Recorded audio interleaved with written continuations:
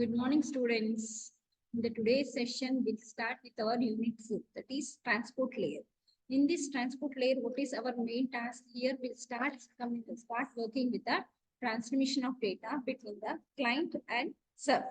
Okay, then tell me here, whenever you are working with client server communication, always it should be process to process delivery. Okay, this process to process delivery is our first concept which we have to start working with our transport layer. Okay, now here what is mean by this transport layer? Okay, here this transport layer main purpose is it is responsible for the delivery of packet from one process of source host to another process of the destination host. Okay, that means see here what is the main task? Main task of the transport layer is for the transmission of data between the source as well as the destination. Now see here, what is mean by this process?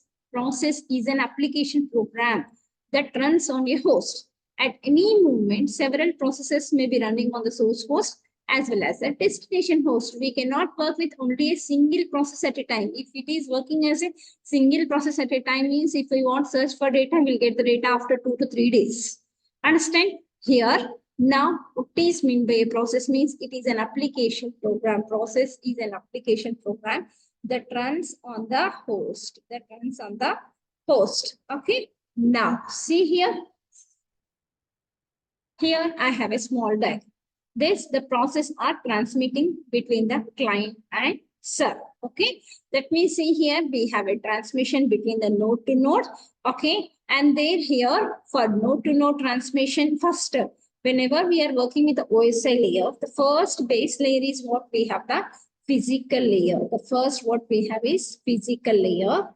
Okay, then we have the data link layer. Then we have this data link layer. Okay, in the data link layer, what we have here, we have a transmission of data between the node to node. Okay, and next after data link layer, what we have here, we have a network layer, transport layer. Okay, all these things one after the other will have. Okay, now see here in this process to process communication, we have the data transmission between the client and server. Okay, now here what is meant by this client server paradigm? What is this? Here we have to learn about what is a client as well as what is a server. Client is a process on a local host, whereas server is a process on the remote host. Okay, and client, it needs the services from the server. Both the client and server will processes the data. Okay, here client and server processes have the same name. Understand? Here now what we have learned now, client is a process as well as server is a process of the remote host. Okay, now we'll have one small example to get the day and time from the remote machine. What we'll do, we need a dynamic client process running on the local host. Yes or no? And a dynamic time server process on the remote machine. For communication to be done between the processes, we have to define the following. First one is local host.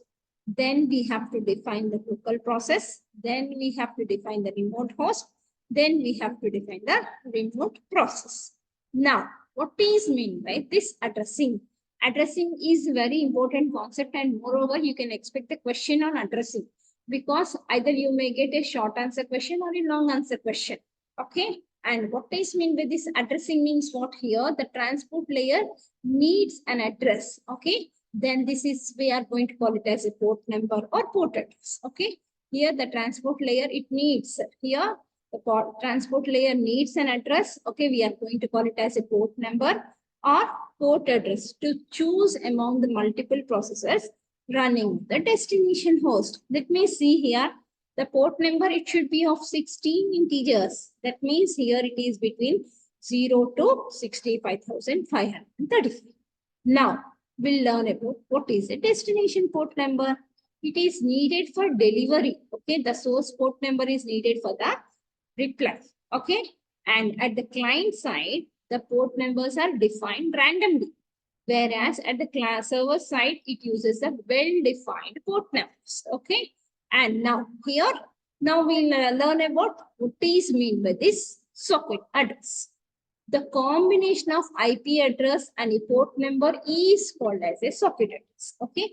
Now here, this socket address we are going to use for the transmission of data between the client and server. Here, this socket address means here the port number is also a socket address. The combination of IP address and a port number is called as a socket address. Now, this UDP or TCP, that means user datagram protocol or transmission control protocol header, it contains this port numbers. Okay. Now, the transport layer protocol needs a pair of addresses. One here, the transport layer always it needs the client address, that means the client socket address and the server socket address. Okay. Now here, now see here, this IP address. What is mean by socket address means it is a combination of both IP address and a port number is called as socket address. Okay. Now here we have this internet assigned number authority ranges means here the well-known range is 0 to 1023. These are assigned and controlled by IANU. Okay. And the registered nodes means what? The registered port numbers are 1024 to 49,151. These are not assigned or controlled by IANU. Okay. These are registered with IANU to prevent the duplication. Okay. And the dynamic or private means it is a bigger number. That is 49,151. The previous one, it is 152. Okay. To 65,500. That means always the range starts from 0 to 65,535 only. But based on the range numbers, it is either assigned and controlled by the IANA or not controlled by the IANA. We have to learn. Okay. Now, here we'll go with a new topic in this process to process. One of the very, very important concepts. That is what is meant by this multiplex. What is meant by this multiplexing means what here? At the sender side, there may be several processes that need to send packets, but there is only one transport layer at a time. That means see here, the multiplexing is always the many to one transmission. Okay. Here, the protocol accepts the messages from different processes differentiated by their assigned port numbers. After adding the header, the transport layer passes the packet to the network layer. That means here, the multiple packets can be transmitted. It will be combined into one and it is going to be transmitted. It is comes under the multiplexing.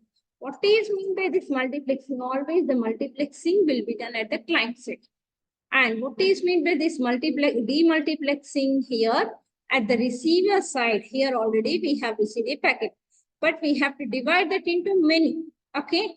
Here at the receiver side, the relationship is 1 to many and requires the demultiplexing. The transport layer receives the datagram from the network layer. Okay. After error checking and dropping of the header, the transport layer delivers each message to the appropriate process based on the port number. Okay.